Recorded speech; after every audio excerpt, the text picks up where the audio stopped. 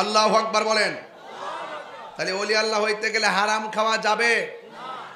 আওয়াজ জোরে হবে, হারাম খাওয়া যাবে? মানুষের হক মেরে খাওয়া যাবে? আল্লাহ বললেন আমি সব মাফ করে দিব, দুইটা গুনাহ মাফ করতাম না। একটা হলো যারা বান্দার হক নষ্ট করে, আর একটা হলো যারা আল্লাহর সঙ্গে শরীক করে। আমরা কি আল্লাহর সঙ্গে শরীক করি? মাজারে গিয়ে কি আমরা সেজদা করি? সেজদা পাওয়ার মালিক কে? আর আবার সেজদা পাওয়ার মালিক কে? মাকে কদমবুসি করা কি সেজদা হয়?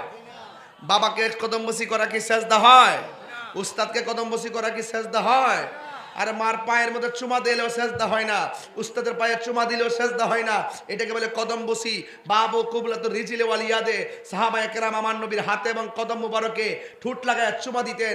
হাত দিয়া সালাম করা মাকরু, ঠুট দিয়ে চুমা দেওয়া হলো সুন্নতের। সাহাবা এই জন্য তারা কদমবুসি বুঝে না, সেজদাও